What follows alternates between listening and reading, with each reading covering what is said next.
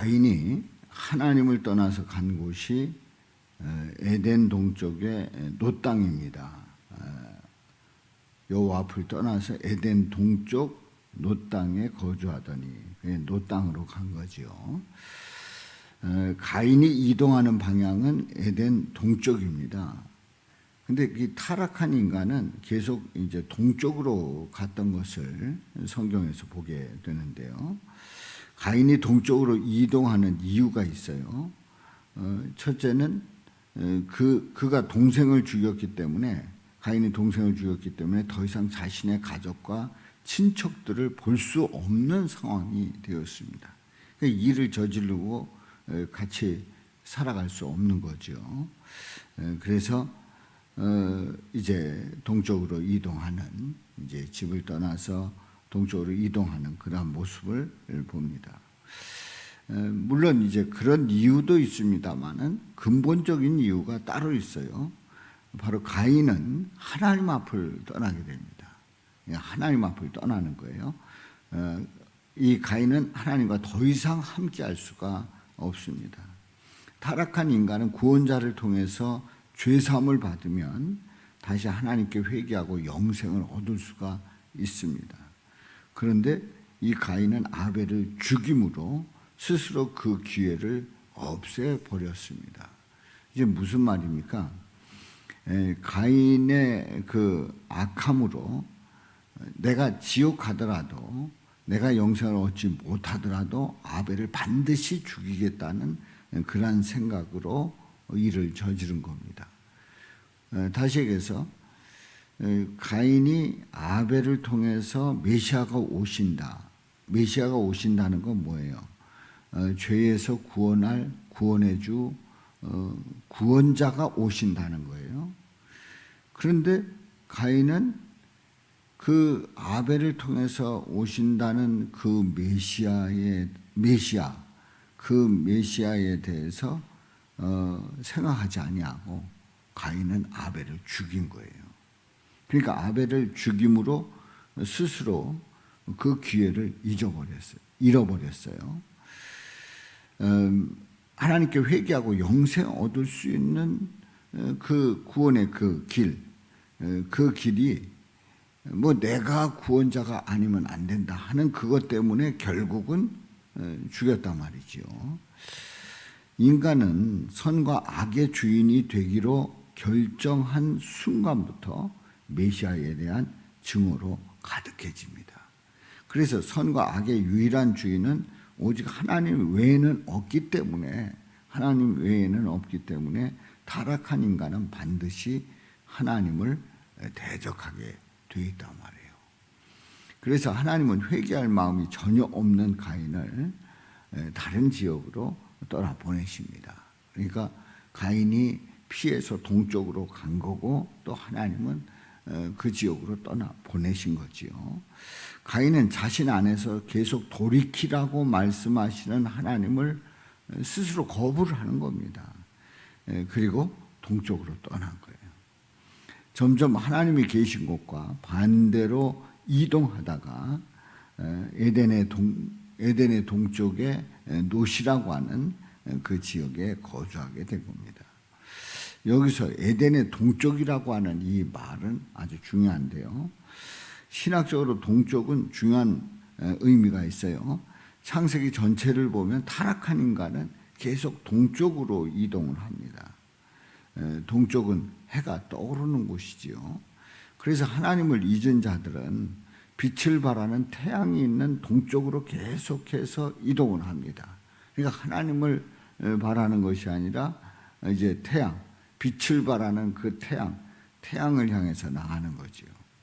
타락한 인간은 동쪽으로 이동하면서 하나님을 외면하고 하나님을 떠납니다.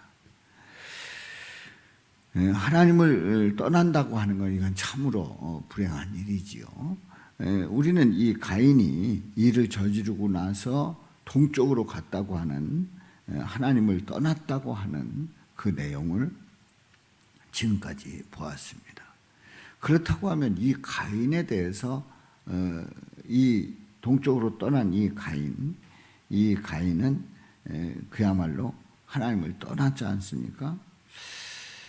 우리는 하나님께서 일을 이루시는 걸 보면 하나님의 생각과 인간의 생각은 완전히 다른 것을 보게 됩니다. 물론 같을 수도 있지만 하나님의 생각하는 차원하고 인간이 생각하는 차원하고 완전히 다릅니다.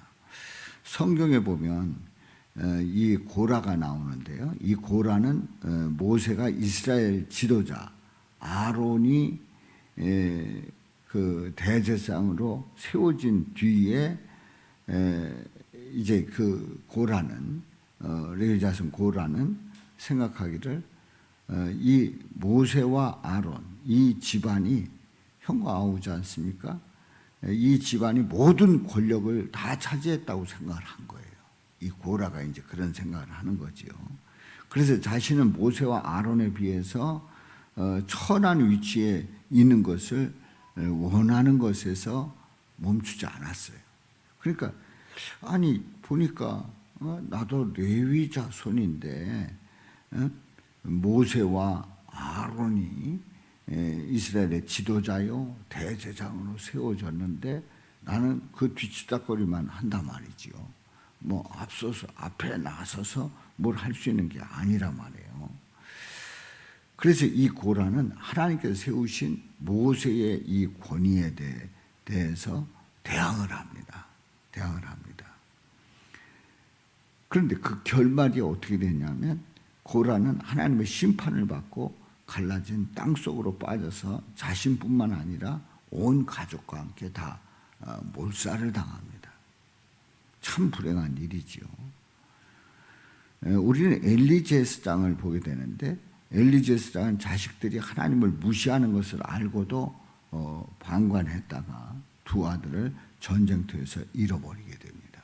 그리고 본인은 의자에서 뒤로 넘어져서 문 곁에서 목이 부러져 죽는 그런 일이 벌어집니다. 그렇다고 하면 우리는 고라와 엘리 제사장 후손들에게서 하나님의 사역자들이 누가 나오겠는가 하는 생각을 하게 되죠. 아니 그 고라 그리고 엘리 제사장의 그 후손들 그렇게 해서 그 죽고 끝났는데 무슨 하나님의 사역자들이 나올까 이런 생각을 하잖아요. 그런데 우리는 그렇게 생각을 하지만 하나님의 생각은 달라요. 하나님의 생각은 달라요. 고라와 엘리 제사장 밑에서 그 자손들에게서 사무엘과 예레미야라고 하는 하나님을 사랑하는 선지자들이 나옵니다. 사무엘 선지자 조상이 고라입니다. 그리고 예레미야 조상이 바로 엘리 제사장입니다. 하나님은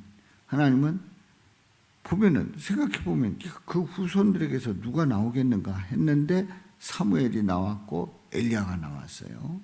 하나님은 사무엘과 그리고 엘리야를 불쌍히 여기시고 사용을 하신 겁니다. 그러니까 우리가 생각하는 야 그거 뭐 끝난 거지 그 후손들에게서 뭐가 나오겠어? 아닙니다. 사무엘 선지자가 나왔고 또 예레미야 선지자가 나왔단 말이죠. 자, 우리나라가 있는 이 지역을 이제 극동이라고 부릅니다. 동쪽 끝에 극동이라고 부릅니다. 우리는 하나님 보시기에 엄청나게 타락하고 완악한 민족이었음을 보게 됩니다. 왜냐하면 우리 조상들은 대대로 미신을 숭배하는 그런 사상이 아주 강했단 말이죠. 그래서 물 한 그릇을 떠놓고 밤하늘에 뜬 달을 향해서 손이 닳도록 빌면서 소원을 아뢰던 민족이에요.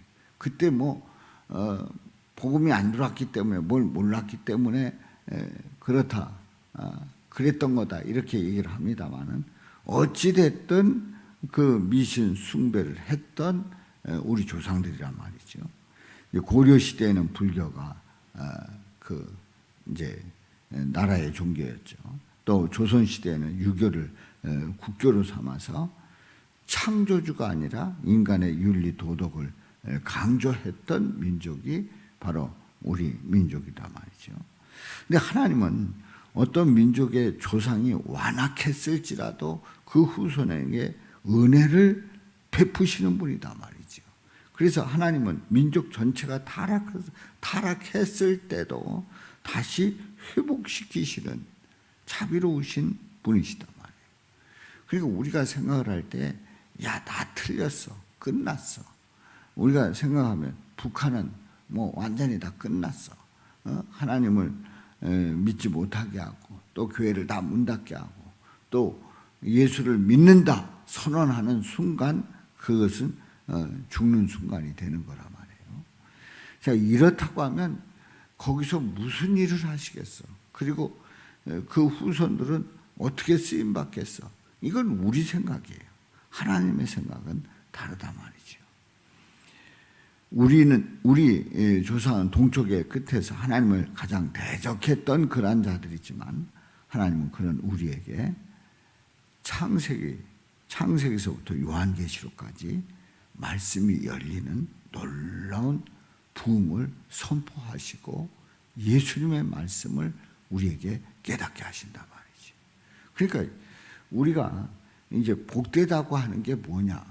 그냥 복되다고 하는 게 뭐 일반적으로 얘기하는 잘 먹고 잘 살고 잘 되고, 또 뭐 평안하고 또 안정되고 또 나름대로 지혜를 얻고 뭐 이런 게 복된 거로 우리는 단순하게 생각을 하잖아요. 그야말로 1차원적으로 생각을 하지 않습니까? 그런데 우리에게 복되다는 게 뭐냐? 복되다는 게 바로 하나님을 알고 예수 그리스도를 믿는데, 예수님께서 말씀하신 그 말씀이 들리고 그 말씀이 보이고 그 말씀을 통해서 놀라운 부흥을 약속하시고 선포하시고 그 일들을 이루신다. 그렇다면 가장 복된 것인 줄로 믿습니다. 그러니까 우리가 인생 속에서 아무리 뭐 우리가 흔히 얘기하는 1차원적인 기복적인, 그래서 그 복을 받았다 할지라도 예수님 모르면 아무것도 아닌 거예요. 뭐 잠시 잠깐의 그런 그 부귀영화를 누리는 것 뿐이에요. 우리는 예수님을 할 때 영생을 얻게 되고, 예수님을 할 때 우리는 주님 앞에 갈 때까지 주님과 동행하는 삶을 살 수 있단 말이지요. 그러니까 우리가 창세기서부터 요한계시록까지 말씀이 열리고 그 말씀 속에서 예수님을 듣고 만날 수 있다는 건 우리에게 가장 큰 은혜임을 고백하시고 또 찬양과 영광을 돌리시기를 주님의 이름으로 축원합니다. 우리같이 완악한 자들에게도, 알고 보면 나 같은 죄인에게도 은혜를 베풀어 주시는 그 예수님의 사랑을 생각하게 되면 우리는 감사하지 않을 수 없는 거예요. 찬양과 영광을 올려드리는 일이 마땅한 일이다 말이죠. 바로 이런 은혜가 넘치시고 우리가 예수님의 말씀을 들을 수 있다는 게 얼마나 감사한 일이에요. 창세기를 통해서 예수님이 이렇게 일을 이루시고 있다는 사실을 깨닫는다고 하면 바로 그것이 큰 복이요 은혜요 또 주님의 사랑임을 고백하시기를 주님의 이름으로 축원합니다. 살아계신 아버지 하나님,